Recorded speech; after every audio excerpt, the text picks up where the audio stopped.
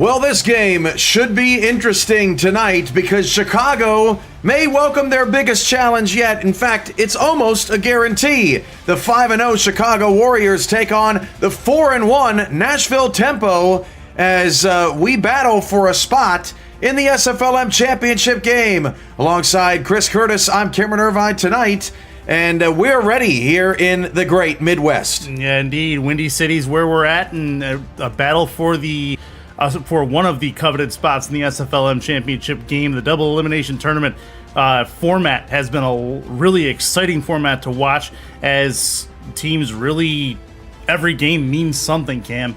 A lot of fun to be had tonight. One more game on this Friday evening.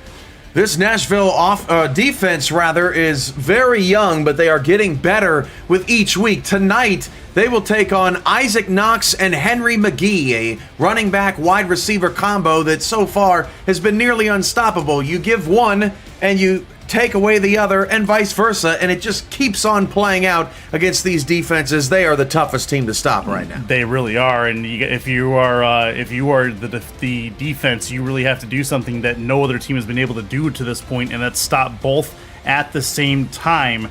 Should be fun to see what kind of strategy they employ in doing that. We're underway.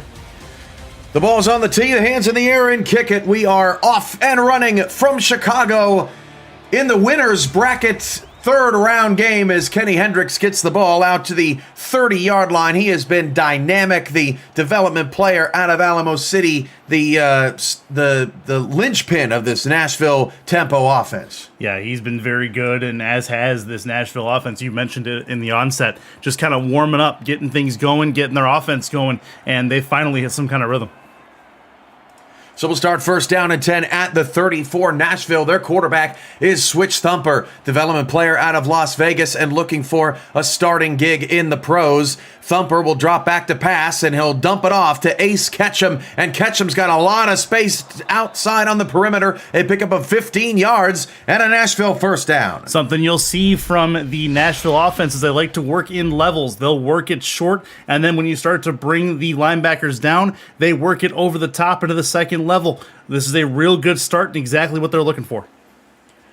Ketchum ushered out of bounds there, but nobody able to get a hand on him on this defense. The defense for Chicago is led up front by James Ramos and Brenda Puff. Brenda Puff having an unbelievable season. It seems like Chicago forces fumbles every opportunity they get in every game, and Brenda Puff is always around the football. Casper Haddock, Stuart Gotts, the linebackers. Corners are Ryan Cook and Michaela Foraker, and the strong safety is Tyler Highfield. This is a handoff to Ketchum with the fullback Stanley Younger in the vicinity. A 1-2 punch in this running back fullback backfield. Yeah, exactly. If you give one the ball, the other one's going to block for the former. So it'll be fun to see what kind of dynamic we get. Do we go with the speed or do we go with the strength up front? Younger will go in motion on a second down and 8. Opening drive for Nashville. The one-loss Tempo, who lost in week 1 to the Lexington Miners, who were just eliminated earlier tonight, have not lost since. Chicago unbeaten. They were tested twice by Bossier City in back-to-back weeks and then handled business last week as well. Ketchum gets Nashville to a 3rd and 2. And this is, that's the battle of the top two teams in the SFLm, and it shows. These two teams, one loss between them, and Nashville in a week 1 able to figure things out after that as they cross the midfield stripe. Toss play out to Younger on 3rd and short. Going to break off a tackle, but can't get away. Tyler Highfield comes out of nowhere to make the play. Only a gain of 1. Could Nashville go for it early? And, it's a possibility, big game, but I think the conservative play is probably the best play right now. That's exactly what they're going to do. Try to pin the Warriors deep. So early on in a scoreless game, Nashville will kick it away, and Chicago gets a stop on its opening defensive possession. Fair catch called for at the 19-yard line. That's already a good start, Curtis, for Nashville special teams, because Henry McGee is back there returning kicks, and he's dangerous. Absolutely. You put him in a spot where he has to take a fair catch. That's a win on your special teams coverage unit, so good stuff from the Nashville special teams. Now Chicago's offense gets to come out onto the field, and they've got dynamic pieces all over the field. So a first down and 10 at the 20 for the boys in light blue. White helmets and white pants for Chicago. All white for Nashville tonight as the handoff goes to Isaac Knox, and he's buried after a pickup of 1, wrapped up by Dallas Knowles, 6'4", 257, and outside linebacker Curtis. These linebackers more important than ever to these squads, and he's been a good product so far. He has, and he's going to be one that has to be all over the field for the Nashville defense. Wherever the ball is, he needs to find it, and he's going to be one of the big impact players and one of the big decision makers for this Nashville defense. 2nd down and 9 as Henry McGee goes in motion, defended by cornerback Bentley Bonner. As a tough assignment tonight. Knocks right up the gut, has a 1st down and more all the way out to about the 40-yard line. Cleaned up by Chris Delro, who had a spectacular game last week in Nashville's playoff victory. But only can save a touchdown there. Yeah, he can. Development player from Carolina comes up and chases down Knox, and that's a big time chase down from Delro to be able to get to him. Good job slowing him down on the first level, and Delro cleans it up. 7:20 to go in the first quarter.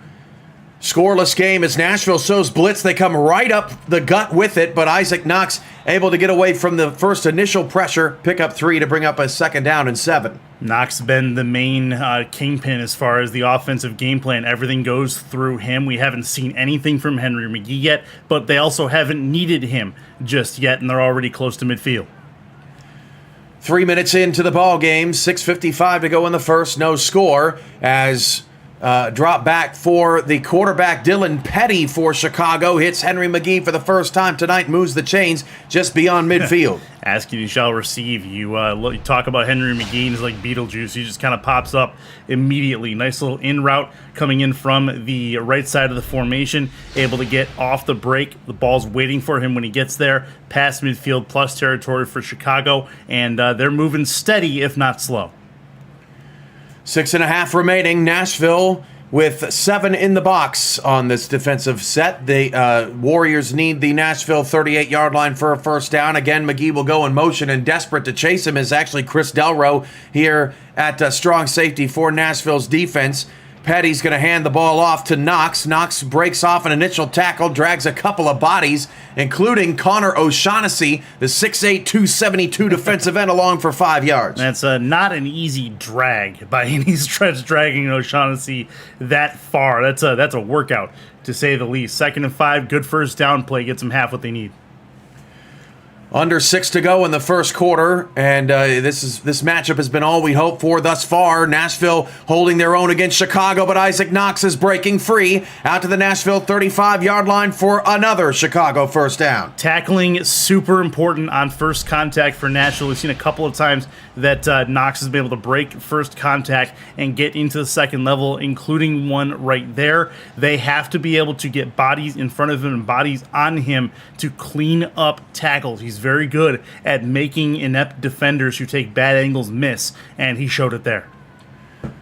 5.5 to go in the first quarter. This is a positive drive for the Warriors here to start in front of a sold-out crowd in Illinois. This team has been all they've hoped for and more to start this contest this season. As Henry McGee has a 1st down to the 23-yard line. Another move of the chase. It's the McGee and Knox show. As expected, they are just so difficult to stop. It is, and McGee coming across the formation like that, it's so hard to determine who's supposed to be covering him when he has the speed like that. That's a mesh route. He's going to come right across the face of the formation towards the right sideline. You got linebackers. Who's going to get him? Who's going to get him? Okay, I'll get him eventually, but by that time, McGee's already got the football and he's downfield.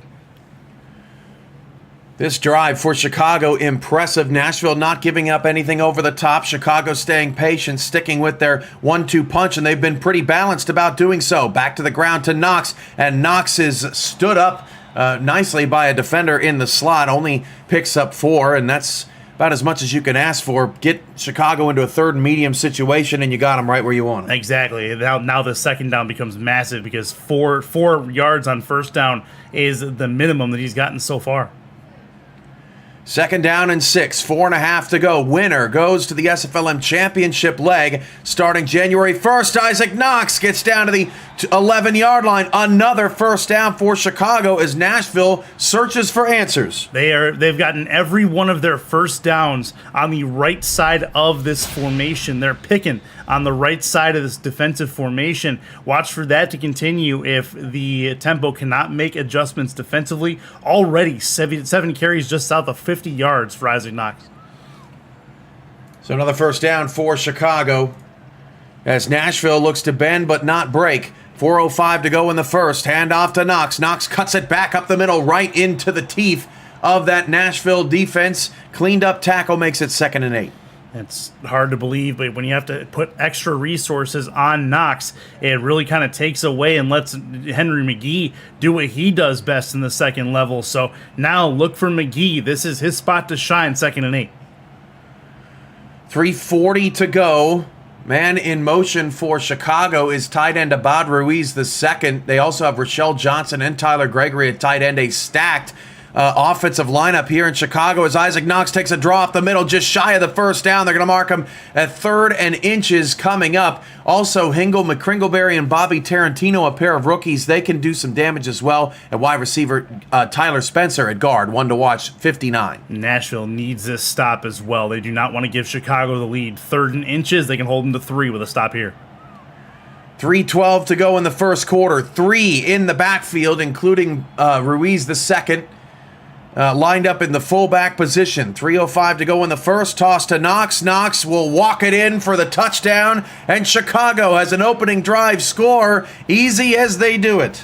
Yeah, that's a nice run. That was, I believe, 10 carries for Knox in that first drive, and it equals a touchdown for the Warriors. The biggest thing on the toss is the delay. You think it's going to be a dive up the middle? Nashville sending people from the second level to the first level to try to stop the initial contact? No, it's Knox who gets the football after the initial break. He's able to find the hole that's left from the body strewn all over and get in for 6. So Chicago's got 6 points up on the board. And with 3:03 to go in the first quarter of work, that extra point is good. 7-0, 12 play, 80-yard drive for the Chicago Warriors. Pretty impressive. Yeah, and that's exactly what happened there. It was 10 carries for Knox, 2 passes to Henry McGee, and that was the entirety of the Chicago offense for that first drive. Now Nashville needs to find a way to answer and get themselves down the field themselves. If they're going to trade scores, it starts here. Decent opening possession for Nashville. Kenny Hendricks gets to the 24-yard line, and that's where the tempo will begin their second possession. There is an injured player for Chicago, Darrell Hill. They'll come out to cater to him, but I don't think Chicago's going to miss him too much tonight. No, not a big part of the offensive game plan is Hill, at least for the time being. Still hope he's all right. And now Nashville on their second possession in a real good starting spot. Decent field position at the 27. All right, so Nashville's second possession is they find themselves down a touchdown early on. That's not where they wanted to be to start this ball game. Switch Thumper drops to throw. He fires it short. That's caught by Hendricks to pick up a 4. They use Hendricks the same way Albuquerque uses Darius Iniguez. They like to run those short little drag routes to make it more second and manageable. It's almost like a run play. Yeah, it's essentially the same thing. It's just a little bit more dangerous. But, I mean, as long as he gets the same results, nobody's going to complain. So 2nd and 6 makes it an easier second down to work with. 2:35 to go in the opening quarter. Chris Curtis, Cameron Irvine with you from Chicago. In the winner's bracket of the SFLm Double Elimination Tournament, Stanley Younger gets his first crack at a carry, and Tyler Highfield once again making the play. He's been everywhere. Yeah, 3rd tackle, I believe, for Highfield already in this game as he's able to get the second contact. Good job slowing him up at the line of scrimmage and able to knock him down is Highfield. 3rd and 5. Big 3rd down here for Nashville. Abad Ruiz in the chat. Going to try and make it through the game, but got to be up at 4 a.m. We appreciate your dedication to your squad, Abad, and a good season for you so far. Thumper, after sending Ketchum in motion, fires over Brenda Puff, and the pass is caught by Kenny Hendricks down to about the 46-yard line of Chicago. I thought Puff was going to make another defensive play for the highlight reel. Just about did, but great improv from Switch Thumper as he's able to get to the outside, get out of the pocket, it, move right, throw across his body, and leave an open receiver there. Safety has to come up to make the hit, and does so. But the best positive play so far for Nashville's offense as they move the chains and they're in positive territory. 1:38 to go in the first quarter as Nashville has the ball past the 50 for the first time tonight. A toss play out to Ketchum, and Ketchum will be dragged down at the line of scrimmage. The Chicago defense has Stuart Gotts in the middle, a development player out of Sioux Falls, really making a name for himself, 6'3", 255. Yeah, a real good opportunity for him to get a starting spot in the pros come that time. So big second down here for Nashville. Got to get yards. 3 receivers, 2 backs in the backfield. Thumper will throw on second and long. Pocket stays true, and that pass hauled in by Hendricks. Once again, turning his back to the defender and saying, I'll take the hit on the backside if I can get the catch for the first down. That's focus right there. You know the hit's coming. You don't know when it's going to hit you, but real good timing on the defensive hit from the safety, getting to him just after the ball. Good job holding on by Hendricks. 1st and 10 for Nashville. They're continuing to move downfield. This is the answering drive they wanted, at least so far. First down and 10, 45 seconds to go in the first quarter. Flip outside to Ketchum. Ketchum will cut it outside even further, and Gotts cleans it up around the 21-yard line. A 6-yard gain. Good vision there from Ace. Yeah, good execution there on the first down play. First time we've seen him in a few plays as they've gone almost primarily to the passing game. But got to keep Chicago's defense honest. Got to keep the linebackers looking for the run and the pass. Great play design there. Second down and 4, 20 seconds. Fast-moving first quarter here. Counter to Stanley Younger. Younger looking for some space and manages to make something out of nothing. Picks up a yard. Casper Haddock. I don't know that I've ever seen a counter to a fullback before, Curtis, but decent play right there. When you've got the strength to do it, you've got the fullback and you've got the muscle up front. Counterplay will work. He doesn't necessarily need all the momentum. That's the end of a very fast-moving first quarter. Nashville on their second possession. They are driving, they are moving, trying to keep this thing close and try to hand Chicago their first loss and send them down to the loser's bracket to play in that loser's bracket final in 13 days. You're watching the SFLm Double Elimination Tournament live here on SFL YouTube. Chris Curtis, Cameron Irvine, along with you here tonight. Nashville's in the all-white. Chicago's got the home light blue jerseys and the red accent trim. This is Thumper tossing it out to Younger. Younger's got some space to the outside past the 15. Down to the 13, has a first down before he's shoved out of bounds. Yeah, I mean, at least get him out of bounds. If you can't take him down on a straight tackle, at least work him and filter him out of bounds. It's a decent idea. If you're not confident you're going to be able to take him down one-on-one, at least limit his limit his vertical movement. Keep him lateral. That'll work. 9:43 to go in the second quarter. In the red zone now for Nashville, trying to tie the game. Chicago brings a blitz, drops the defensive line back a little bit. Only a three-man rush, and then Younger got crushed at the goal line. They snuck him out of the backfield to try and get a catch, but Chicago actually pulled back and made that a more difficult throw for Switch. Yeah, and Thumper's got some real good protection on that offensive line as well. Very, very key to a play like that where the route has to develop out of the backfield. Watch for that to continue. Even with the blitz, it got picked up, had tons of time in the pocket. Second down and 10. As going in motion is Easton King. Elliott Pope Jr., also a part of this wide receiving core for Nashville. Tight ends Cables McGill and Leon Sandcastle have been terrific so far this season. Chicago brings 5. Switch escaping to his left, now going to take off and run. Switch is brought down right at the line of scrimmage. Quick movement there from Casper Haddock, not letting him get away third and long. Yeah, but you know what? Switch Thumper made the right decision there. Coverage downfield was really good. Couldn't really do anything with it other than maybe throw it away, so he's going to get at least back to the line of scrimmage. Worst case scenario is that he gets to the line of scrimmage as long as you hold on to the ball. And, best case scenario there, they're not expecting him to run. He's able to get some yards. So 3rd and 10, big third down for Nashville, and for Chicago actually to try to hold him to 3. They need just shy of the 3. Thumper with 4 receivers in the pattern. Chicago blitzing off the edge as Thumper escapes to his right. Switch fires, end zone pass, incomplete. Broken up in the end zone by Harrison. And we may get another look at who that was intended for, but more terrific Chicago defense. Yeah, that Chicago downfield. They've got the end zone blanketed. Yeah, that was 37 Harrison with the deflect. Good work on the defensive side. They had 4 coverage members down there, basically taking away all of Thumper's windows. That puts a 3-point try on the horizon from 30 to get this back to a 4-point game.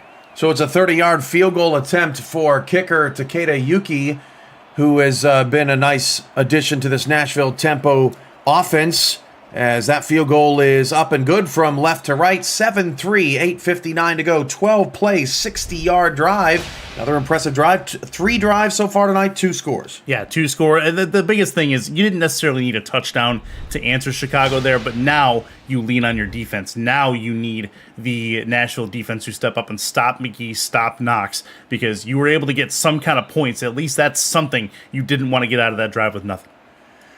Chat shoutouts, Danny Carmichael, TJ Harper, John Fullerton, Yuki's in the chat as well. Abad Ruiz is here, albeit sleepy. James Walters, Switch Thumper, Dylan Petty, Tyler Highfield, and many more watching this football game. 8:55 to go in the first half. McGee on the return to the 32-yard line, and it's been the struggle all season, Curtis. What do you do? Who do you take away? Most of these SFLm defenses just do not have the talent to keep up with the combination of McGee and Knox, and that's been the poison pill. Right, it is a pick your poison if you're an SFLm defense against this duo, but I think the common consensus is you need to time it right. You need to focus on the focus of the play at the time it happens. Chicago is beatable. They've been tested before, but it's really, really difficult when they have playmakers like that. Knox gets away, and then the only way to bring him down is to haul him down by his face mask.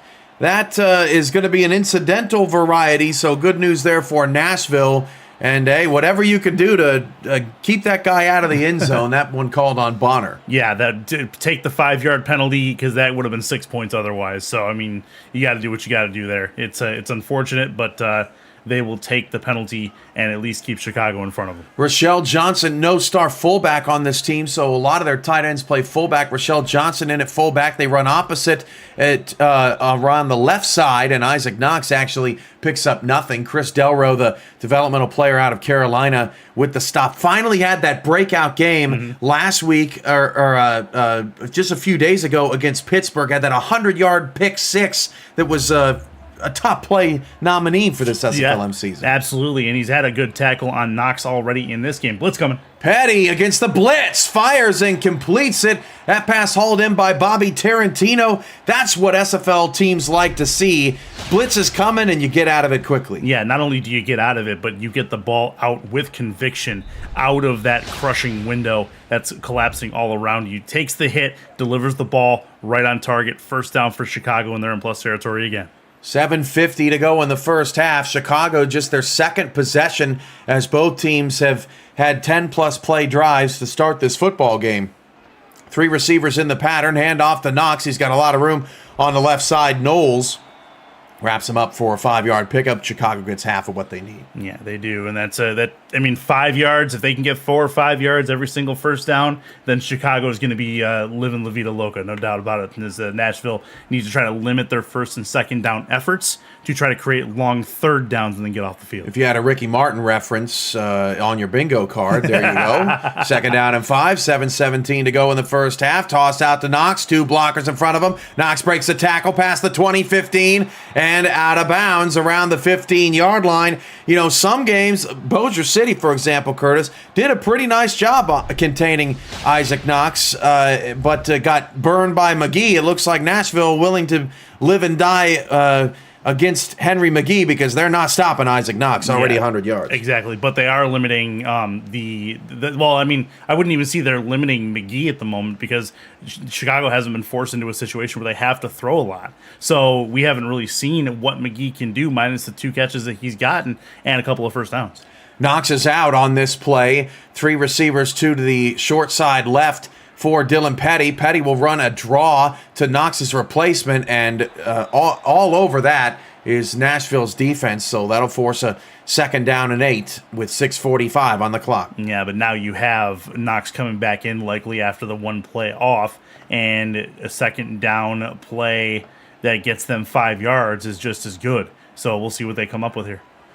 With Knox alone in the backfield, and a loaded tight ends on the right side. They pitch it that way. Knowles gets to him in the backfield. That slows him down, and then brought down at the line of scrimmage to force Dylan Petty into that 3rd and long situation we haven't seen. One of the coaching emphasis from the developmental leagues, from the SFLm, is pursuit to the ball. Nice job by Knowles to slow him down. And you had 3 Nashville Tempo players directly on Knox. Quads look against the dime. Petty back to pass. Petty will fire end zone. That pass is caught by Henry McGee for the touchdown. You shut down one, and then you lose contain on the other. Henry McGee with the score, 13-3. That's about as easy as you like. McGee on the outside. The move is really good. Just able to just play slap hands with the defender, essentially, to be able to move past him. Turns on the jets and has about a full body length between him and the defender. And that's back of the end zone. Easy pickings for the quarterback to find him, and Chicago now up 2 possessions. And listen, they got Chris Delro on him. That's what you want. Nashville's putting their best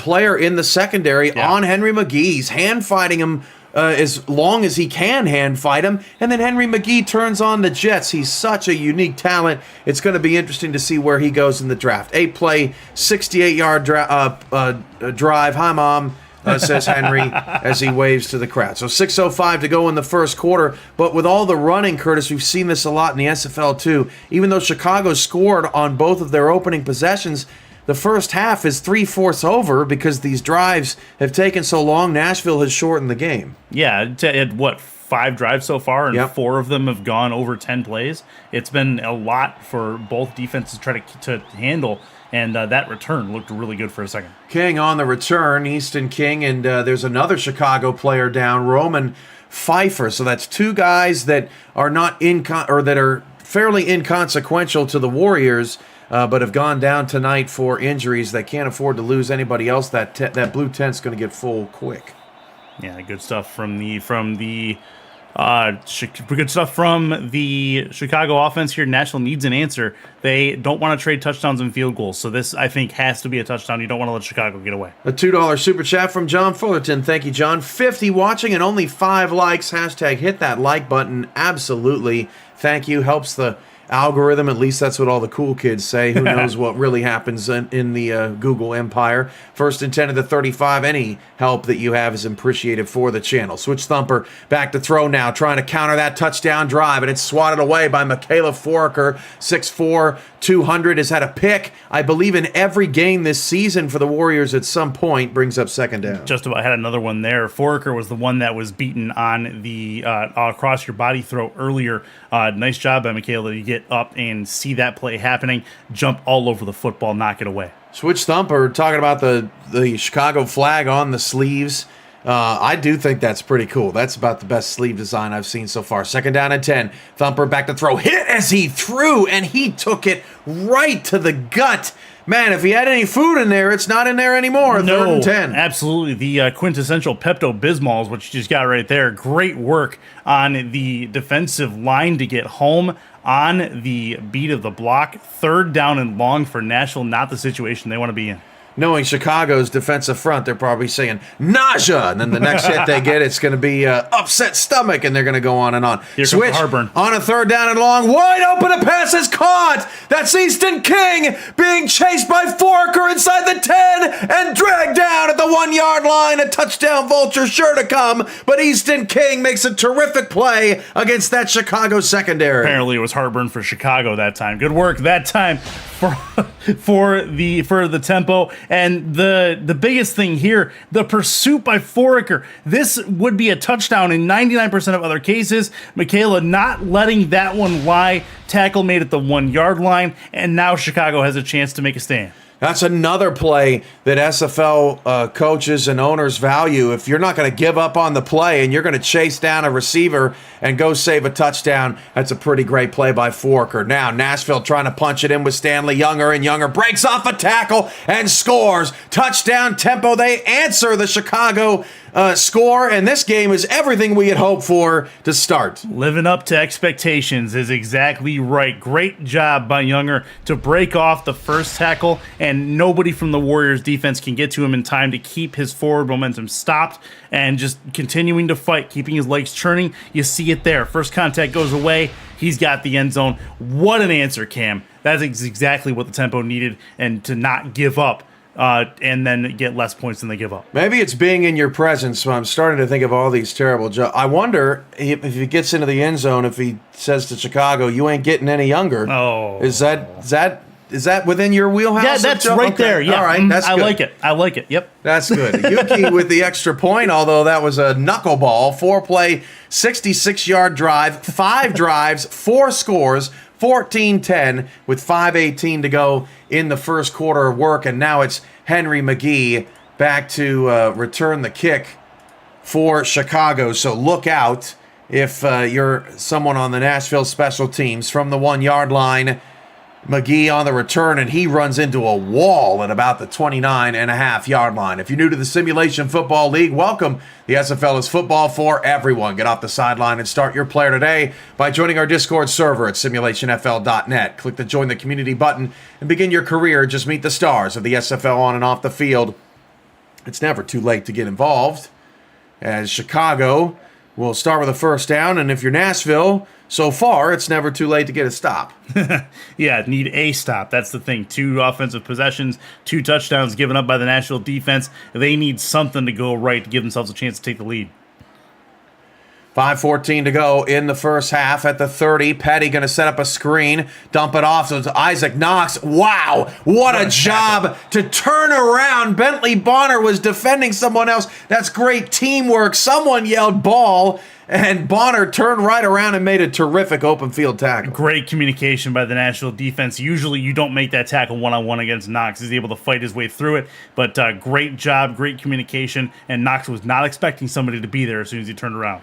2nd and 3, and Nashville brings the pressure right where Isaac Knox was going. That's Connor O'Shaughnessy, and this, Curtis, is what I talk about the next version of SFL, Season 22, as second and short offense. Scouted against Chicago. They know exactly where to pressure him. Now it's 3rd and 2. Yeah, 3rd and 2, and now it's Henry McGee station. See where they go with it. Toss to Knox, this time running right, and Isaac Knox has a lot of space. And once more, Bentley Bonner has to clean up the tackle in the secondary. Man, you can keep him down for 1 or 2 plays, but it's not going to last long. No, it's not, and you got to find better timing than that. But Bentley Bonner, good pursuit to the ball, coming across the formation from the other side completely to be able to make that tackle. The only one that could have possibly stopped Knox there. Otherwise, he's probably still running. So there's 4 teams left in the SFLm double elimination tournament. Pittsburgh and Albuquerque will take on each other on Monday, December 18th. The winner of this game goes to the championship. The loser goes to the losers bracket final on December 28th.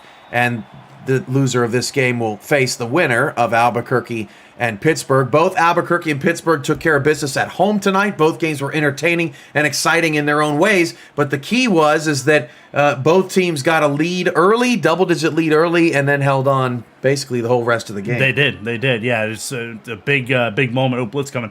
Petty drops it off on a check down, so brings up 3rd and 7. Yeah, the holding the lead in a situation like this and being able to get consecutive stops against offenses who are very, very good at doing things their way and getting results. That's a testament to a good team, and it's going to make the back half of this bracket very interesting. Let's see who's on McGee. It's Delro at the bottom of your screen. 3rd down and 7, blitzing out of the slot. Petty back to pass with pressure in his face. Nearly, it's off the foot of the defender and almost picked off as that pass had to be rushed out to Bobby Tarantino because Petty had pressure breathing down his neck. The first stop for Nashville tonight. That's the first time I've seen that. That's fantastic. A little bit of hacky sack play to keep the ball up in the air and give Nashville a shot at that. First punt of the game coming up. Nashville gets the stop, and now their offense can come and try to take the lead. Man, if he would have picked that off the foot, my goodness, that would have been a terrific play.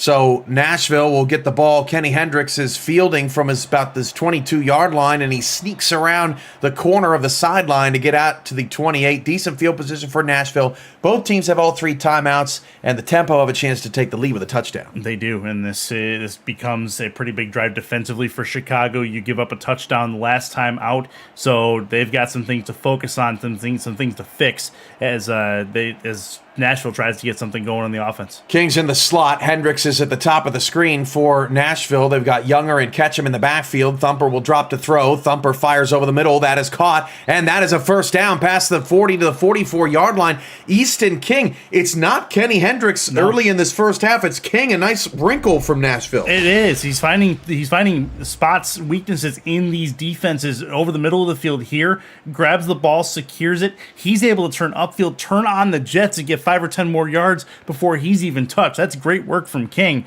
and want to see if Chicago maybe puts some resources on him. Easton King, 6'2", 200. Elliott Pope Jr., 5'10", 180. Nice little slot receiver for this Tempo team. This is going to be Hendricks going in motion, 6'2", 202 in his own right. 2:25 to go after the first down, completion to King for Thumper. 6 in the box for Chicago. Pitch out to Ketchum, and Ketchum will haul in 4 yards after Casper Haddock drags him down. 4 yards doesn't seem like a lot, but a lot of it was based on the misdirection. You move the receiver in motion down to the bottom of your screen, opens up things on the left, and it also shows that they're playing a zone defense. Chicago was able to open up the run lane. Will they get another play out before the 2-minute warning? No, yes, they will, in fact, and that is a first down as Nashville just hands it off to Askew, and he picks up a move of the chains for the Tempo as we hit the 2-minute warning. And I see Curtis in the chat that Colin still talks to his father. Yeah. Because Rick says, you know what else I like? Cheesecake Factory. So he knows he knows a little bit of thing or two about what we've been doing today. 2 minutes to go in the first half. 14-10 Chicago on top of Nashville. This is the SFLm Double Elimination Tournament Winners Bracket 3rd round game right here on YouTube. Switch Thumper's got 3 receivers in a split backfield. 3-3 look out of Chicago as they'll hand it off, this time to Johnson. Johnson around the edge, and Johnson's got a first down all the way to the 29-yard line. They're just giving it to everyone on this drive, first down. Why not? A little bit of creativity to give the ball to the playmakers and basically put them in spots to succeed. He's got 4 Warriors chasing him to the second level. There's 5 there, and just nobody in front of him able to get out of bounds, preserve the timeout as well. So still minute 52 to go and plenty of time for Nashville to do something. That was a brilliant wrinkle out of Nashville's offense. We've now seen role players on back-to-back plays for Nashville pick up back-to-back first downs down to the Chicago 29-yard line. Same formation, but flip it. Nickel look out of Chicago. Thumper's under center. Will hand it off to Younger. Very similar play as Younger will pick up 4 yards with about a minute 45 left. Both teams coveting their 3 timeouts. Yeah, no need to rush things if you're at Nashville. I mean, using the timeouts would be kind of a waste at this point. Using the run game to keep the defense honest. Eventually, they're going to have to start throwing, but it wasn't right there. 90 seconds left in the first half. Chicago 14, Nashville 10. Each team has 1 stop tonight. Younger takes another handoff, and Haddock picks him up and throws him down. Only a gain of about a half a yard. Will set up a critical 3rd and 5. Here we go. This is the biggest third down of the game thus far for both Nashville and Chicago. As you take a look at Haddock's defensive input so far. Big play here. Rollout for Thumper going down the field, and Kenny Hendricks with a one-hand catch gets it down to the 10-yard line. Timeout. Nashville, they have 2 remaining. Just when you forget about him, Kenny Hendricks makes another highlight reel over play. The middle of the field too. That's where the majority of their throws have gone, at least the ones that have been for 15 yards and lower. Great first down there. Nashville really cooking up something here. 3 receivers with Ketchum in the backfield. Nickel look for Chicago's defense as they are desperately trying to stay ahead in this football game. Do not want to drop down to the loser's bracket and play an elimination game after all they've been through this season. Younger, quick pass, or that pass is caught by Thumper. Thrown by Thumper, caught by Hendricks. I'll get it right eventually. 1:02 to go in the first half, and Nashville takes the lead. I love the touch pass here from Thumper. He's got 4 bodies to fire this ball over and get it into Hendrick's hands. You count them right there. That's just well placed, just right over the heads of the incoming offensive players and defensive players. Chicago now surrenders the lead, and Nashville in a real good spot to go up by 3 at the end of this first half. Still 102 left. You never know. Chicago, all 3 timeouts. They definitely have the offense to do it, as Yuki's extra point is good to make it 17-14, 8-play, 73-yard drive. Just like John Fullerton's super chat earlier. Liking the game so far? Smash that like button and subscribe to the channel. If you haven't already, the SFL produces over 400 events a year. There is no one else that gives you more football. From SFL HQ or Michigan or otherwise. Don't miss a minute of SFL or SFLm action and help the channel grow. Through your support, McGee going to get a shot at this one from the 1-yard line. Staying inside the hash marks for now. Now cuts it out left a little bit. And again, closed down shy of the 35-yard line down to the 29. So about a minute left for Chicago. This first down play going to be a big tell as to how they are looking to approach the end of the first half. No worries. It's only the SFL HQ Roadshow. We got this. All right, big moment here for Chicago. Like you said, all 3 timeouts. 1st and 10, they've got it in decent field position, and quick strike offense is something that they do incredibly well. So want to see if Petty takes a couple shots here to get some points on the board. It is kind of a soft test about what it would be like to take the SFL on a nationwide tour. Yeah, there you go. So we'll see. 1st and 10 at the 29-yard line. That handoff goes to Knox. Knox is going to be cut down after a gain of only 3 yards. Wow, another great open field tackle from Nashville. Interesting decision there to try to run the ball. They're not in a hurry to take their timeouts either. It's almost like they're just conceding the lead going into the halftime locker room down 3. They're happy it's a close game at this point. 35 seconds left in the first half. And again, they line up in this 3-back set. Isaac Knox going to pick up a couple of blocks, going to get down to the 42. It is going to be enough for Chicago to burn a timeout and think about this. So 2 left. At the 42, they need about 28, 30 yards for field goal range. And they need another probably 5 to 7 yards to try to chuck something downfield at the end of the half, too. So this is not done yet, and it's just interesting decision-making to start the drive. 3 receivers here for Dylan Petty. With 2 timeouts for Chicago, down 3. A terrific game here this evening from Illinois. That pass is caught by Tarantino. Bobby Tarantino's been all over the field tonight. 1 timeout left for the Warriors. He's been the second option when McGee is covered or when there's not really a window to get the ball to him. Tarantino right where he needs to be, this time on the right side of the formation. Stays in bounds, though, so that limits Chicago's chance or choices here. However, they were able to hold it up. And you love the awareness by Petty, too. Delrose all over McGee, so you go to Tarantino. This pass by Petty is caught by McGee, and McGee past the 30, gets out of bounds with 17 seconds left, preserves the timeout. They'll get to run another play deep down the field. I don't know how Petty completed that pass. I'm not sure either, but the way it looked to me is that ball should have been intercepted for sure, right out. And that, how? That goes right through the hands. I didn't get a number on that truck, but that's a crazy play that ends up in his hands and gets out of bounds to put him right in field goal range. Wow, that was about as perfectly executed of a play you can have by an offense in that position. Henry McGee with a heads-up play down to the 27-yard line with 17 seconds to go into field goal range. 3 receivers as Nashville tries to hang on before the end of this half. Petty drops back to pass, and Petty fires down the middle of the field. That pass is incomplete, and what a hit on McGee. That is, I believe, McGraw with the tackle.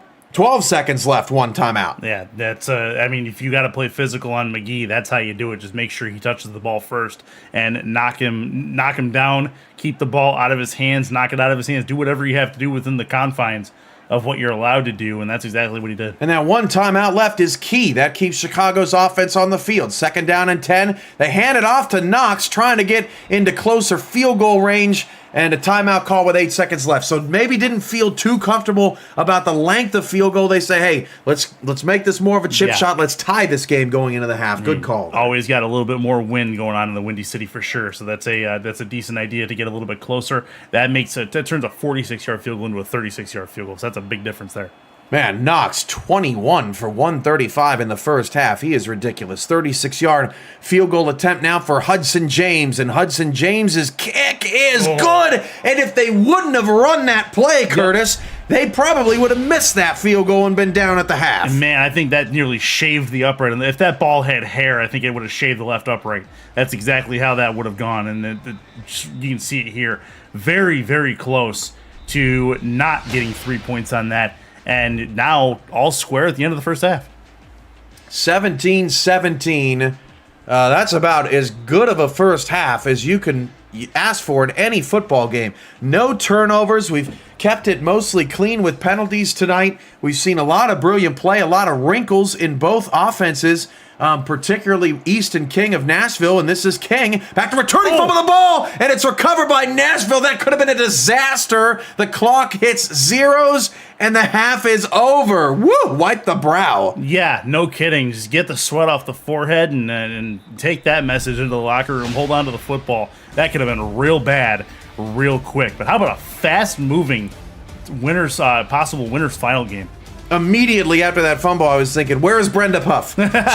She's gonna pick it up and return it to the house. I just know it. Yeah, what a great. I mean, look, when you got good football to watch, every game goes by pretty quick. Let's take a look at the first half numbers in a 17-17 tie game. Thumper 8 of 12 for 166. Haven't gotten a ton out of their running game tonight, but Hendricks always terrific along with Easton King. Let's take a look at Chicago. Here as we flip it around, 8 of 10 for 86. Petty's been efficient tonight. Knox has been ridiculous, and Henry McGee's got 52 yards and a touchdown. Yeah, exactly. You're talking about that's 180 yards between both McGee and Knox. You mentioned them being a 1-2 punch at the onset of this game, and that's exactly what they've been all season long for the SFLm. And in this game, it's no different. Knox has been the main cog in the machine that's made this offense hum.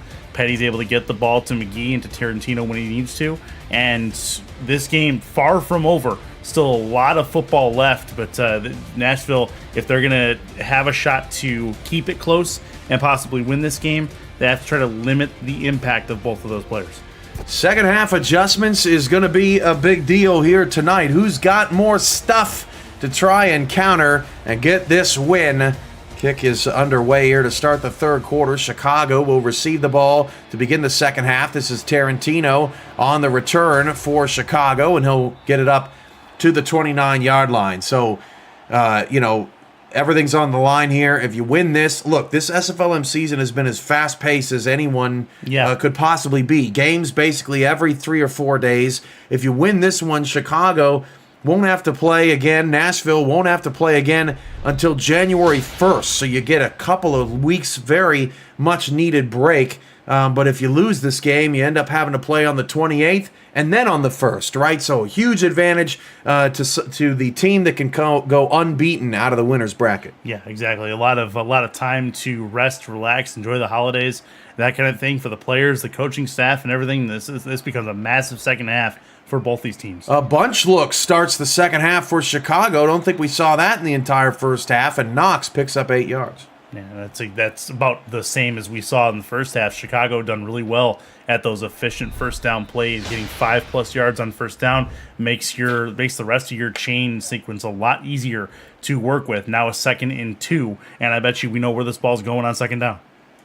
2nd and 2, and there it is again. That 3-back look on 2nd and short that Chicago's been living in tonight. 7 in the box for Nashville. As Petty will hand it off to Knox. Knox gets around the left side as a first down, breaks a tackle, and then cut down at the 49-yard line. So, I mean, I think in the second half, Curtis, I think the most important down for Nashville is first down. They gotta get Chicago into second and long situations. Yeah, 3 yards or less on first down should be the goal for Nashville on every single chain sequence that they're on defense for. So it's a problem if they're giving up 5+ yards on first down, because it makes second down that much easier, as you witnessed right there. But look, Knox is getting whatever he wants, and it's a tie game, so it's not necessarily broken for Nashville. 9:02 to go in the third quarter. I formation for Petty. Petty's going to hand it off to Knox, and this time Knox cuts it back inside, breaks a tackle. That is just terrific vision. Knox has almost double any other yards, or double the yards of any other running back in SFLm, and he's very similar to a lot of running backs in the league in terms of his build and attributes, but it's just something about him is so special. Vision is a real good tell right there. He's able to look 2 moves ahead as the second level comes into clear view. It anticipates the move he needs to make to get himself in the open field and break the tackle. Good work, another new set of downs. Now, because Knox is gassed, he's out, and they'll motion the running back out of the backfield, so Petty's going to have 4 in the pattern with an extra couple of blockers on his right side. Petty back to pass. Petty will scramble to his left. The lefty throws, fires down the field. It is incomplete, off the hands of the intended receiver. I thought that was going to come down to a bad Ruiz the second, couldn't haul it in. Yeah, that was a double coverage spot too, and Ruiz, as good as he is, not able to bring that one in that type of pressure situation. So now second down, the problem for Nashville is you have to stop, and now Knox is back in the game, completely rested and ready to go. Second down and 10, nickel look for Nashville with 3 receivers, 2 to the short side left, as Petty will hand it off that way, going to Isaac Knox, and Knox is going to be wrapped up at about the 35-yard line, a 4-yard pickup to bring up a critical third down and 6. Have you ever wanted to be a play-by-play or analyst broadcaster? We are looking for passionate SFL participants or viewers like you to join the team for this minor league and next major league season. Please visit simulationfl.net/broadcasting for more details on how you can get involved and get your voice on the call. And you go right to this man, Chris Curtis.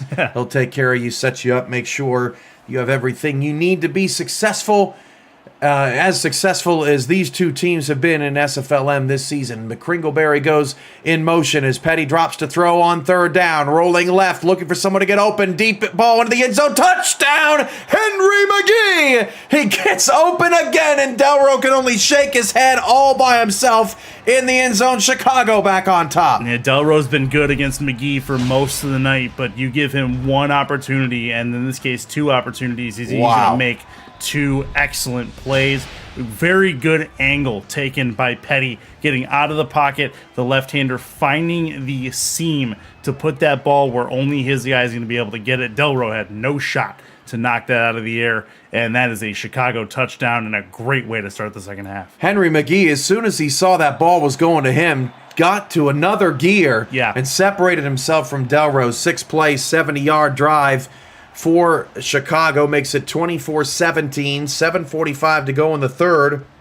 Chicago successfully scores on back-to-back drives at the end of the half and at the start of the second half with that field goal that they were able to get after getting the ball back with just 1 minute left and 3 timeouts. They managed to get the 3, then they got the 7, and then Kenny Hendricks returns it all the way out to the Nashville 37-yard line. No cause for panic for the tempo. They're right in this thing. Yeah, they still very much are. Robot Dude in chat. Death, taxes, McGee. That has been about the theme so far for Chicago this SFLm season. And with Knox being death and taxes. There you go. 7:40 left to go in the third quarter. It's hard to believe, Curtis, in just 2 weeks' time, we have the SFL draft. Yikes. And there's 75 picks on the board in this class. There's movers and shakers all over the league as we anticipate. Denver currently has the number 1 pick. Maybe they trade out of it. Maybe they take a guy like Henry McGee, who could be a difference maker on these on any offense, really, as that pass is incomplete, 2nd and 10. Man, the only thing that stinks about that is potentially Knox and McGee getting split up and going to separate teams. Imagine if they don't. Yeah, the dynamic 1-2 and an SFL pro roster, that'd be dynamic to say the least for the rookies. One of the problems for Nashville tonight is they really have not established a strong run game. They throw on first down, it's incomplete. Now it's second down and 10. Younger goes in motion out to the right of Switch. Switch going to roll that direction, and Ketchum picked up a block, and that pass is caught by Kenny Hendricks. Ace Ketchum doing the dirty work at the feet of the defender.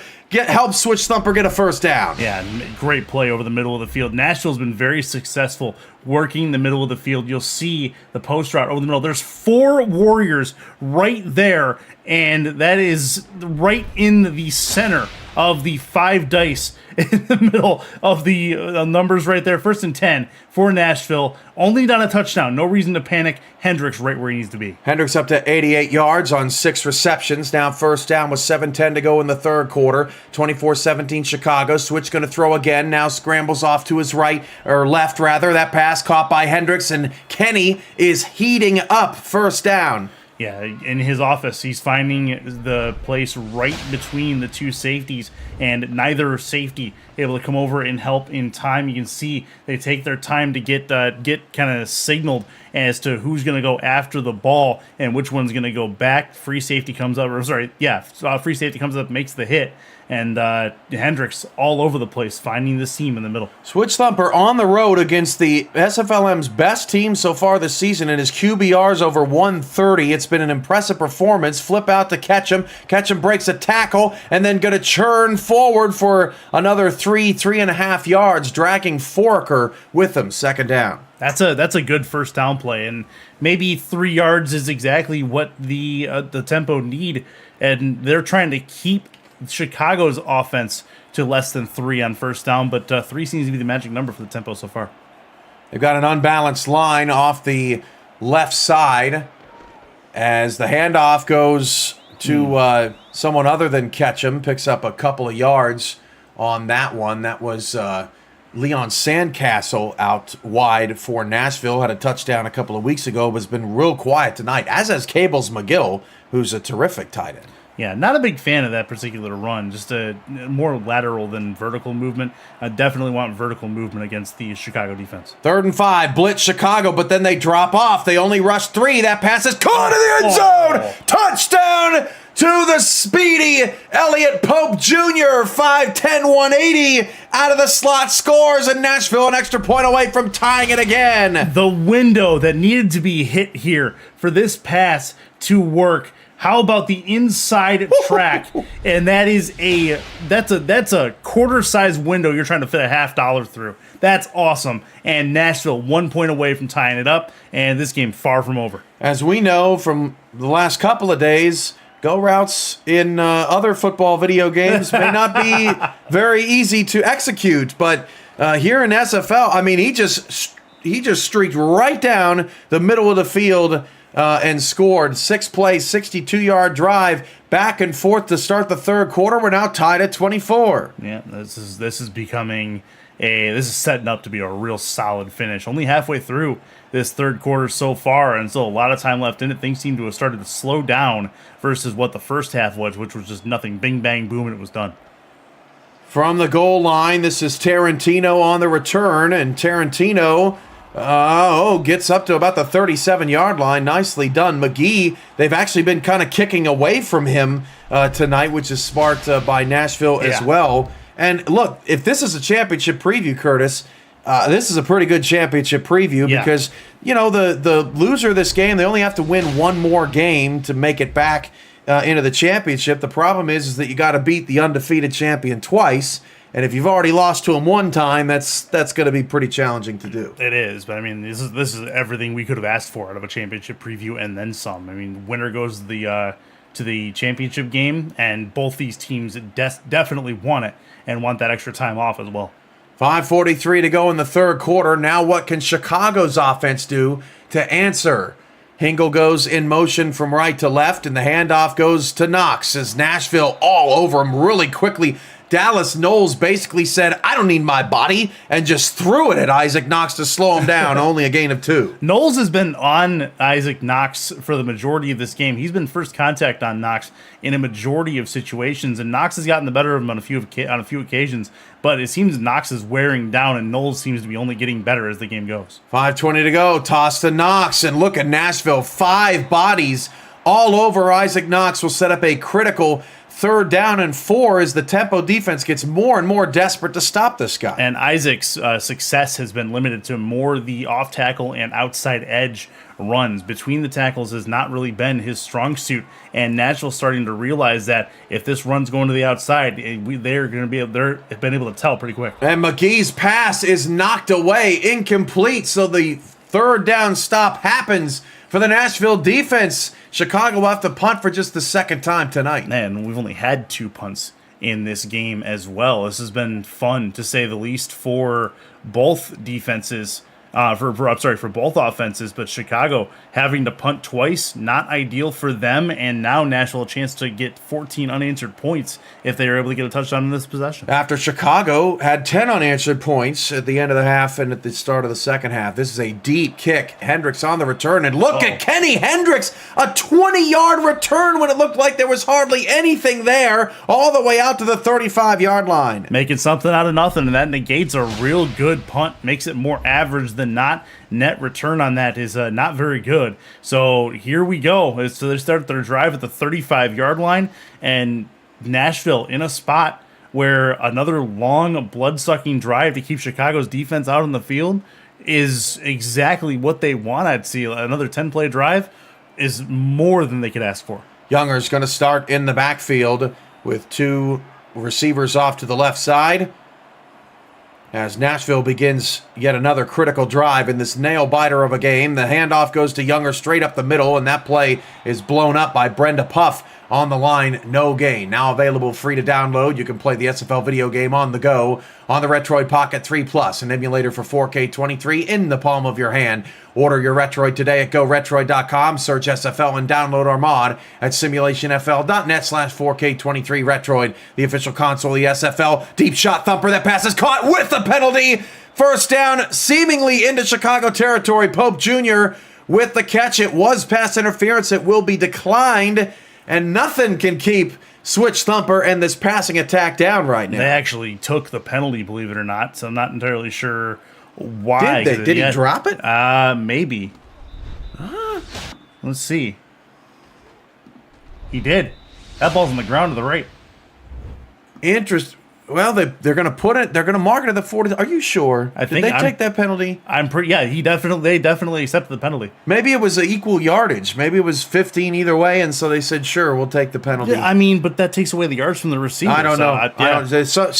Somebody put a bet online on an over/under of yardage or something. And they said, "Hey, no, we're going to accept the penalty. We need him to get the under." Switch Thumper back to pass on first down. Pump fakes, tried to set up Ketchum and didn't like what he saw. Instead, goes down for the sack. A 2-yard loss. Yeah, 2-yard loss is better than it could be, though. They'll take the sack. They'll eat the football. At least he held on to the football when he got taken down, as better than throwing that ball into a dangerous area. So they'll take that. It's not ideal, but Nashville's still very much in this drive.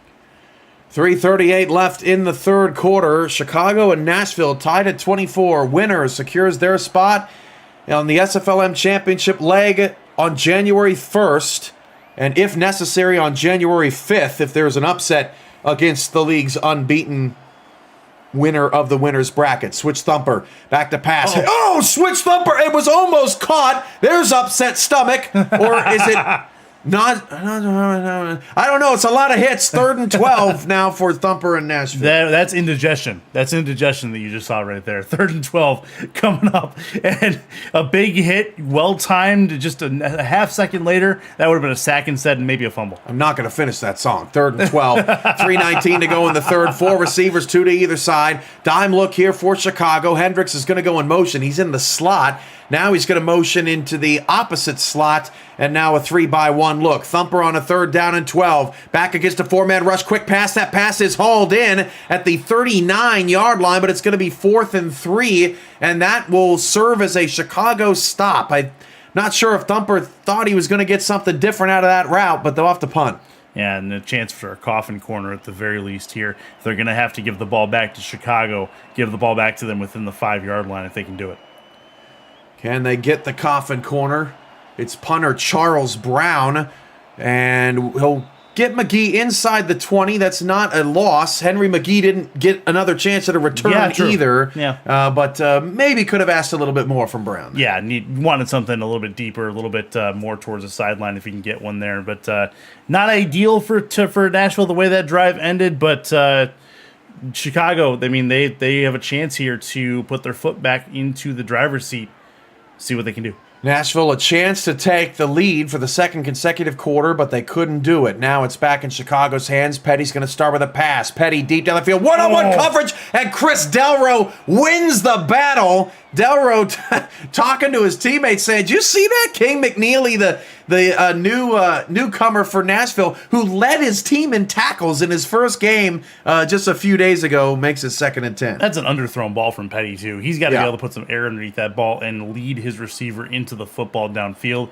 and then give Delro no shot at it. That just was a line drive right at Delro, and Petty's lucky that his team still has a football. And that's now back-to-back incompletions for Petty. He only had 2 incompletions at halftime. Abad Ruiz, the second, goes in motion from left to right. Split backs in the backfield for Petty. Petty will drop the throw on 2nd and long and faces pressure. That pass is intercepted, picked off and taken the other way to the Chicago 23-yard line as once again pressure in Petty's face forces his 3rd straight incompletion, and Nashville's back in the driver's seat. And he was just super uncomfortable in the pocket as well. Good job. A little bit of tip from the linebacker there to bring that one down and focus to knock it in the air, and he knows the hit's coming, but he's able to secure the football, give his team a real good chance to score. Don't look now, Nashville in field goal range already. 2:42 to go in the 3rd quarter. This game continues to reaffirm that James Walters is the most underpaid defensive coach in the league, if he's in fact still in charge of the defense on this team, because he has put together an outstanding game plan week after week with this very small lineup of defenders. They force a turnover in a big spot. Ketchum gets 5. And this whole possession is a big time possession for both Chicago's defense. I think a win here would be holding them to 3 with 2:20 left in the 3rd quarter. Nashville wants 7. They don't want to leave it to a field goal if they can absolutely help it. 2:13 to go in the 3rd quarter. The defenses have stepped up here in the second half. Younger out of the fullback spot takes Brenda Puff for a ride and nearly gets a first down. Will set up 3rd and inches at the 2-minute mark of the 3rd quarter. You see that a lot in the SFLm. Keep those legs moving, keep those legs churning. That's a coaching thing. That's an emphasis on every single sideline in the developmental league. As Younger does a good job right there, rolling over the defender, getting a couple extra yards. 1:50 to go in the 3rd. 3rd and inches. Flip out. Younger got a lot of space inside the 10. Younger with a stiff arm. And O-W-A-O-K walking in the end zone. Touchdown Nashville. And the Tempo are back up front again. Man, that's that we saw a play earlier that Younger had a chance to get into the end zone like that, but really the defender did a good job walking him and filtering him towards the sideline. Instead, the defender tries to bring him down one-on-one, and now we see why they filtered him to the sideline earlier. Big touchdown for Nashville. They take a 1 touchdown lead at a most pivotal point of this game. Danny Carmichael, one of the owners, along with Walters and company in Nashville, loving it in the chat as the Nashville Tempo on the road. 3-play, 22-yard drive after the interception. They are giving Chicago all they can handle. Yeah, TJ, not saying it. You're trying to get me, or T-Roy, you're trying to get me to say it. I'm not going to say it, but you know what's coming down the pike. 1:42 to go as Nashville kicks it away from the 5-yard line. This is Tarantino again on the kick return past the 30. Tarantino getting some looks at the kick return spot tonight, gets it out to the 32-yard line. Chicago's still got all their weapons. Everybody's healthy, and they just got to get Dylan Petty calmed down. Yeah, exactly. You put pressure in his face, and he's made a couple of really key mistakes for the Chicago offense, but give the ball back to Knox, put him in the open field, put him in a spot where he can get some momentum, break some tackles, and open back up this Nashville defense to really make it so you're not sure where you're going to go, and either way, you'll be successful. So Chicago, this could be a good start here, giving it to Knox. Rochelle Johnson in the backfield along with Isaac Knox, and then Ruiz the second's going to go in motion from left to right. Tight ends all over the field here for Chicago. 1:37 to go in the third quarter, now down 7. Nick will look for Nashville's defense as Petty will hand it back off to Knox. Knox spins back inside, and Isaac Knox puts a helmet into Bentley Bonner, sends him flying, a 9-yard pickup. Bentley Bonner has been a couple times has come in and taken out Knox and tackled him in a spot where Knox did not want to go down, but Knox would not be denied there, putting a helmet in the stomach, making sure that he would not be brought down very easily this time. Tyler Spencer with some great blocks up front, 6'6", 330, developmental player out of Portland on this Chicago team. Offensive lineman, tough to find in SFL and SFLm. You got to do all the dirty work. Most people don't want to do that, but Spencer's out there with some grit as Isaac Knox showing grit of his own. My goodness, finally taken down by Bentley Bonner, but not after a first down. 4 broken tackles in the span of 4 yards for Knox there. That's a nasty bit of fight, able to get the first down because of it. And think about that one later if you think about, does Chicago really want this? Knox sure as heck does. Hardest 4 yards of the night for Knox as Knox is out, and they'll hand it off to his replacement, who gets 9 yards. Can't have that if you're Nashville. They let their guard down and let Smith get 9. Yeah, I mean, getting to the outside, Smith, a decent compliment to Knox, but definitely not Isaac Knox. You got to be able to bring him down, get people in his face, and get into those running lanes, bring him down when the opportunity presents. 23 seconds left in the third quarter. 2nd and 1 for Chicago, down 7-3 in the backfield. Knox faces a blitz. Now he's still got the first down, but King McNeely speared him out of the backfield. I know he didn't get the first, but you can see Nashville there all over these runs to not, I mean, boom, right there, hit him in the backfield. Yeah, nice read, just couldn't quite. That's the difference between a good and an average running game. The whole stadium can know you're running the ball, but if you as a defense can still stop it, that's special. That is going to take us to the end of the third quarter. What an exciting third quarter it was. 31-24. Nashville has the lead on the road, trying to pull the upset and send Chicago down to the losers bracket final to await their next opponent. You're watching the SFLm Double Elimination Tournament on SFL YouTube, presented by APM Music. Alongside Chris Curtis, I'm Cameron Irvine. And we've been treated to an excellent night of SFL football. Albuquerque held on to beat Lexington 35-25. And Pittsburgh beat Philly 45-30. Isaac Knox gets out to the 39-yard line before Connor O'Shaughnessy says, "There's no way you're dragging me forward." 7-yard gain for Knox. That's the best run in a while for Knox, able to get himself through the first level into the second level, and O'Shaughnessy was not to be denied, but a 7-yard first down play, they'll take that every single time. 9:38 and counting now. Back to the second and short offense for Chicago. Nashville splits their defensive line out wide. They'll hand it off to Knox. He's blown up in the backfield, and Knowles comes in for a TFL. Nashville's defensive line makes a terrific play to force a third down. I didn't think he got back to the line of scrimmage there. If he did, that's a half. Yeah, that's a heck of a fight to be able to only lose a half a yard. I thought that was blown up 2 or 3 yards behind that. So good work from Isaac Knox to make it a manageable third down still. And now on 3rd and 3, Knox is out of the game. 9:05 to go in the fourth. Petty's going to pass against a blitz. Petty fires. That pass is caught by McGee. First down to the 33-yard line. Can't blame Nashville there. Their blitz has been working on Petty's psyche tonight, but Henry McGee delivers. Yeah, the pressure just did not get there in time, and McGee was definitely the outlet for Penny to get out of the trouble situation. First down for Chicago in field goal range. 6 catches, 94 yards for McGee. 8:40 to go in the fourth quarter. Chicago trying to tie the game with a touchdown handoff. Knox past the 30, breaks the tackle. 25-20. Knox got another block. 5, 4, 3, 2, 1. Touchdown. Touchdown Chicago. They're an extra point away from our third consecutive tie of the ball game. Man, that brings that last chance for Nashville to take a bigger lead into a real big microscope. Chicago comes back down the field. after giving up a touchdown and getting one themselves. They are trading haymakers. Both these teams are on offense. This is setting up to be one of the best finishes we've had so far in the SFLm period. I'm pretty sure Abad Ruiz would walk into a job application right now for the city of whatever and say, do you need something done in the sewers? Because I can get down in dirt. He was way down the field just blocking his arse off, and makes a tremendous play for Chicago to tie the game. 31-31, that's Hudson James with the extra point.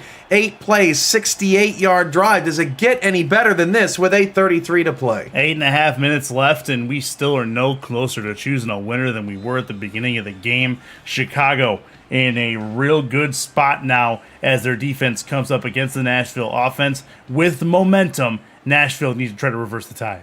From the 1-yard line, this is Easton King on the return, as King will be wrapped up at the 29. APM Music is unrivaled music to bring your stories to life, inspiring every production. With the world's most robust and constantly refreshed music collection, state-of-the-art technology, and world-class customer service, APM Music is the official soundtrack of the SFL. To explore their library and to find the perfect tracks for your projects, visit apmmusic.com. Coming up on Monday night, we've got Albuquerque taking on Pittsburgh. Any early favorite in that one after seeing both play tonight? Gotta give the edge to Pittsburgh. Just key plays at key moments in that game. Just suffocating defense as well.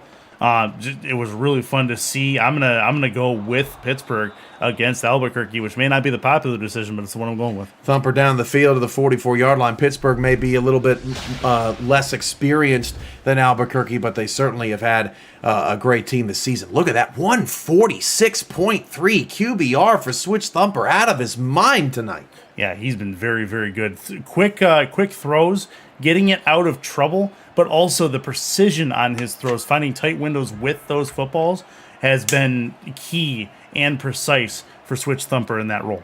8 minutes left. Thumper rolling out to his left. Thumper fires. That pass is incomplete, and King took a shot from the defender on that one. Brings up 2nd down and 10. Michaela Foraker laying the blow.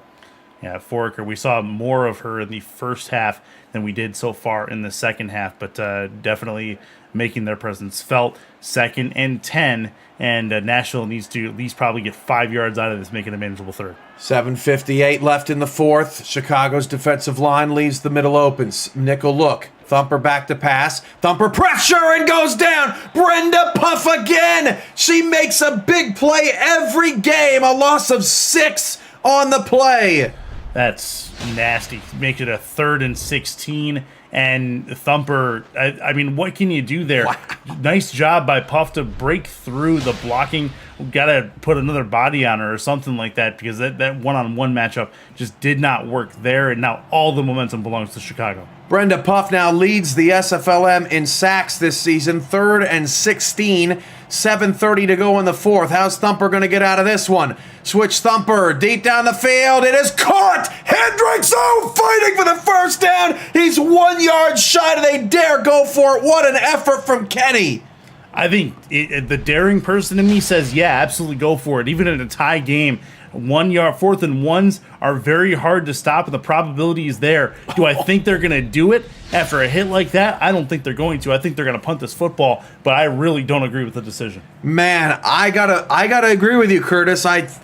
With the way that Thumper has been playing and the way that Chicago's offense is so elite, it's so hard to punt the ball in that situation. But Nashville on a 4th and a long one, feeling like maybe their defense has it in them once again, as McGee has to call for another fair catch. Their special teams continues to be elite. First down for the Warriors at the 22. Yeah, now remember that decision, because if Nashville goes for that 4th and 1 and makes it, it keeps Chicago off the field. Instead, now you punt it. You put Chicago on the field at their own 22-yard line. It's average field position for them. So this now needs to be a stop for Nashville to make that decision worthwhile. 1st and 10 at the 22-yard line. They'll hand it off to Knox up the gut, and Isaac Knox is still going. Knox gets a first down past the 33-yard line. And remember, Nashville had a 4th down and 1 early in this game in Chicago territory, but in both instances, the game was tied. So Nashville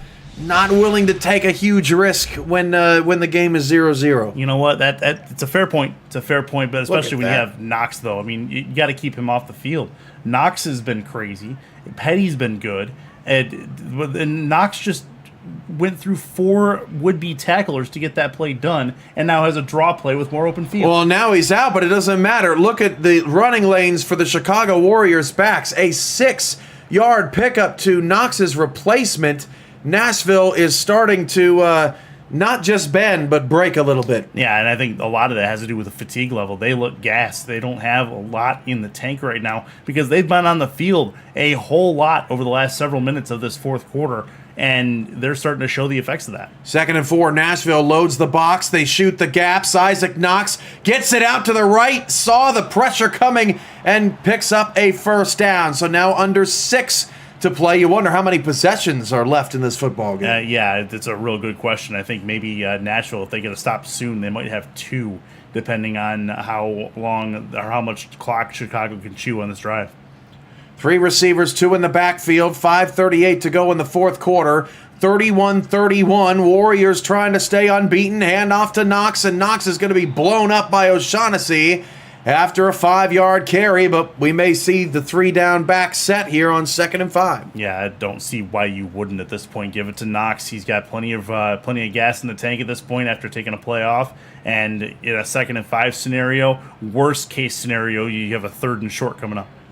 Nashville, they're going to pass here. Petty threw it to Knox. The pass is incomplete. They tried to throw a little bit of a wrinkle in. You could see that Nashville was shooting that gap off the right side to try and stop the run, but the play poorly executed will set up 3rd and 5. It was well written. It was well called. Yep. Just the execution, you're right, it was not there as that ball just goes by the wayside. And now 3rd and 5. This is Nashville's biggest defensive 3rd down of the night. 5:11 to go in the fourth. A critical 3rd down and 5 against a nickel look for Nashville. Delrose on McGee, bottom of the screen, as Petty looking for someone to get open deep down the field. That pass is incomplete. Broken up on the outside by Garnes. 4th down, Nashville's defense gets the stop. The coverage that Garnes had on that would-be receiver was an absolute blanket. And you got to question the decision of Petty to go downfield with that coverage down there. He must have underestimated Garnes in some type of way because that receiver was nowhere near able to catch that football. Garnes probably over-delivered what he normally does, and you can't fault Petty. That was a strong matchup, but Garnes delivers for Nashville. Now from the 15-yard line, Hendricks tries to get what he can out to the 18. So Nashville back in the driver's seat. Their decision not to go for it on 4th and 1 pays off. Mm-hmm. They trusted their defense, and now it's a 1st down. Yeah, now their offense needs to do something to get at least some kind of score on this drive. Doesn't necessarily need to be a touchdown, but put the pressure on Chicago to make plays offensively, and if they can do that, then they're in business. 1st and 10. 4:59 left in the fourth quarter. Call your friends in here. This is going to be a photo finish, it looks like, as Ace Ketchum is going to pick up 2. Nashville continues to try and establish some semblance of a run game to keep Chicago on their toes. Yeah, great job from the Chicago defense to limit the damage there on 1st down and keep them to 2 yards. And 2nd down is much more crucial now. They have to get some kind of offensive progress going forward. Chicago creeping up to the line of scrimmage on 2nd down and 8. They'll flip it out to Younger. Younger being chased by Haddock and shoves off Casper and gets a 1st down past the 30-yard line. Stanley Younger heating up in the second half. We've seen him use that stiff arm on more than one occasion. Younger has able to get to the outside, get the edge by himself. His blocker is not quite there to help him out, but that's great execution of that stiff arm to open up the field of play, get to the sideline, get the 1st down, and here comes Nashville. 4:28 to go and counting. This has been just a whale of a game as Nashville now has the ball on their own 30-yard line. 1st down and 10 after the run. This is Pope Jr. going in motion, who's had a couple of critical catches in this football game. Down to 7 on the play clock. Dime look for Chicago.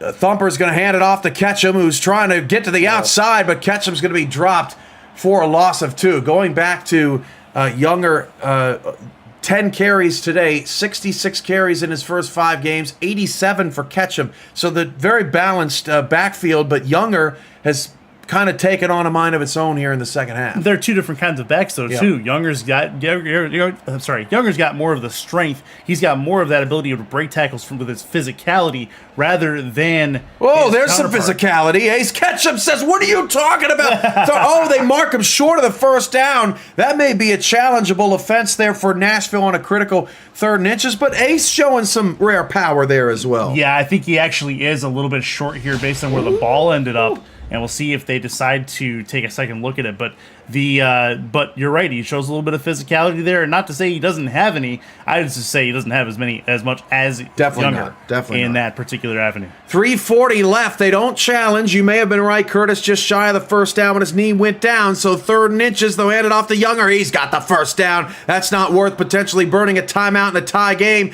3:28 to go. The clock is ticking, and it's on Nashville's side. Yeah, exactly. In Chicago, this clock starting to not become their friend very quickly as Nashville continues to work them back towards their own end zone. They got about 20 yards to get to think about going for a potential field goal. Thumper back to pass. Thumper deep down the field. Hendricks hauls it in for the first down. That's your nice hands catch of the game. Brought to you by Retroid. Put a Retroid in your hands. The official console of the SFL Play, the only video game with your player in it, SFL 4K23.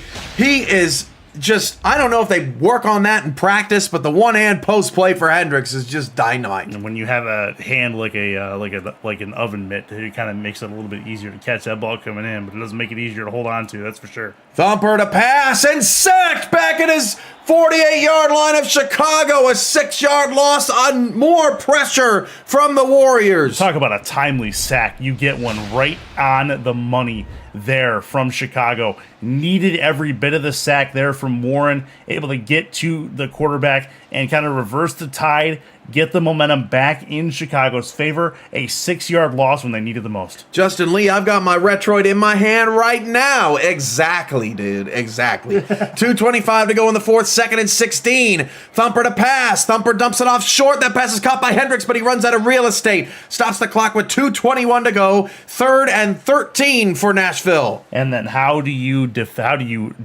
draw this play up? 3rd and 13. You really don't. You can't afford to give Chicago back the football, you'd think, without getting some kind of points. This becomes a massive 3rd and 13. On a 3rd and 16, they got 15 a couple of drives ago. Now Ace Ketchum goes in motion. 5 wide. They're not in field goal range if they don't get the first down, so they might as well try to get it. 3rd and 13, Thumper down the field, and is caught by Easton King down to the 26-yard line. Another clutch play by the King himself. Biggest catch of the night from Easton King. He had one massive catch in the first quarter. There is none bigger than this for the SFLm season for the Nashville Tempo. 1st and 10, and that's probably the last play we'll have before the 2-minute warning. Switch Thumper now over 300 yards. You saw Kenny Hendricks was on that side of the field, and Chicago was shading Hendricks' way. Thumper goes to Easton King instead and says, "Tonight, you are that guy." 2-minute warning, 31-31 in Chi-Town. We've got a great one in the SFLm Double Elimination Tournament, presented by APM Music on SFL YouTube. Chris Curtis, Cameron Irvine, Nashville trying to pull a major upset here on the road. They have the ball at the Chicago 27.5-yard line. A field goal wins it, but remember, Chicago would get the ball back, needing just a field goal to tie. Younger picks up 5. Nashville not in a hurry. Chicago going to have to think about how they're going to strategize here. Yeah, when do you really think about just kind of letting them score? How often, or how long do you, how close do you let them get before you let them waltz into the end zone and give yourself some time to go down and tie it yourself? 1:38 to go in the fourth. 2nd down and 5. 2 in the backfield. Thumper hands it off to Ketchum, and Ace Ketchum is going to be drilled. That's just a 1-yard pickup. So now 1.5 minutes to go. If you don't get the first, you have to kick the field goal, and we're right back in the same situation we were at the end of the first half. Or if you get the first down, you are in the driver's seat. However, good clock management dictates that they're going to let this clock go down as far as they possibly can before trying to get this first down. And if they don't get it, then you have less than a minute for Chicago to try to do something. If they do get it, then you're the last ones with the football before you kick the game-winning field goal. Leon Sandcastle goes in motion. They're going to hand it off on 3rd and 4 to Younger. Younger up the gut, got a first down.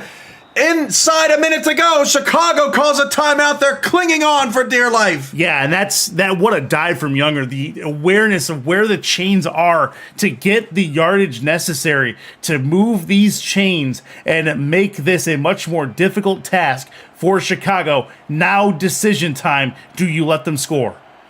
First down and 10 at the 17-yard line for Nashville in a tie game with Chicago. They flip it outside to Younger. Younger's going to be stopped at the line of scrimmage. That's a wrap-up from Stuart Gotts. And Chicago, because they only have 2 left, they not calling a timeout here. 48 seconds left. The clock is ticking down. Jeez. Yep. And 40 seconds to go in the fourth quarter. 2nd and 11, a loss of 1. Split backs for Nashville. And Thumper going to drop back to throw, and Thumper's going to be sacked back at the 21-yard line, a 3-yard loss. Warren with his 3rd sack as the clock continues to tick. There is the kicker, Takeda Yuki, eagerly awaiting for his opportunity. Yeah, one more play to get off before they bring Yuki on, and that sack, not the worst thing for Nashville. Didn't lose a ton of yardage. 3rd and 14, Thumper going for the gusto. Thumper down the field, tipped to the air and incomplete. 12 seconds left, and it's going to be Yuki trying to get the game-winning field goal as Thumper tried to lock the door and throw away the key on the Warriors and almost threw the game away. Oh, man, Thumper really, really put the ball in a dangerous spot. That was deflected in the air, and you saw 2 Warriors in the vicinity trying to get that one down. 38 yards to potentially win it. Takeda Yuki from 38 to give Nashville a 3-point lead in the waning seconds of this game as Yuki's field goal is on the way, and it is good! And Nashville takes the lead with 8 seconds left, a 16-play, 61-4-minute, 51-second drive for Nashville, a statement made by the tempo. How about a statement and an absolutely soul-sucking drive as well? You talk about a 16-play drive at that point of the game as the underdog against the top team in the SFLm. That is fantastic from Nashville. Now, not a lot of time for Chicago. Decision time as to how they want to do this. Here comes McGee inside 8 seconds, and McGee can only get to the 33. 4 seconds to go in the fourth quarter for Chicago. This is the moment. It's got to be Henry McGee, you would think, unless they put Knox out in the pass pattern. But Henry McGee, this could be his time to shine. Chris Delro, watch the matchup. 4 seconds left. Oh, you've got Chris Delro. You've got probably one other body on McGee as well. You do not want him to beat you. And so you're content with everybody else in more or less the open field as long as you keep him in front of you. McGee, bottom of the screen, 34-31, 4 seconds left for Dylan Petty. Dylan Petty, deep shot back to pass, gonna fire it deep, hoping for something down the field. It's caught by McGee, 30, 25, 20, 1 man to beat. McGee is gonna score, touchdown Chicago, they've won the game. Henry McGee, unbelievable. How do you let McGee get to the point where he's able to get that football? He's one-on-one downfield in a Hail Mary formation, essentially, and he still finds a way to beat you. That is inexcusable from Nashville's defense. Unfortunately for Nashville, what an effort from Chicago to be able to come back with 4 seconds left and finish this off. Chris Delro gives it up, and Henry McGee, your hero, again, as Chicago holds on to their undefeated season, a 66-yard reception. Dylan Petty to Henry McGee for the win. Chicago's going to the championship on January 1st. That's unreal. I don't believe what I just saw moment, but you can't put any more emphasis on Henry McGee being the hero in that spot. The vision to be able to grab that, the vision to be able to get upfield and use the speed to beat Delro on the back end. How do you do that? How do you let that happen if you're Nashville with 4 seconds to go? your only job is to keep everybody in front of you. It's just unbelievable. I agree with you, Curtis. What Henry McGee was able to do in that moment, you have to do about 5 different things right, and he did all of them right. His draft stock just shot up like a rocket, 160 on 7. And look, Nashville will probably see Chicago again with the way that they're playing, but I don't know how to beat this team if they're going to be throwing 66-yard Hail Marys for the win. Unbelievable. As you see the final numbers there, your player of the game, do I even ask, Curtis? No, it's Henry McGee. Absolutely. It has to be. I mean, you look at Isaac Knox and you look at him for a fairly distant close second, but Henry McGee gave Nashville the full complement of symptoms that Pepto-Bismol will cover. So very good work from the Chicago offense. They got the points, they got the yards when it mattered. And not to take anything away from Nashville, because they played a heck of a game, and I would say they didn't necessarily deserve to lose this game, but neither did Chicago. The Tempo unplugged by Henry McGee at midnight on the East Coast. 38-34, Chicago beats Nashville. We'll see you Monday for another elimination game in the SFLm. Good night, everybody. From Curtis, I'm Cam.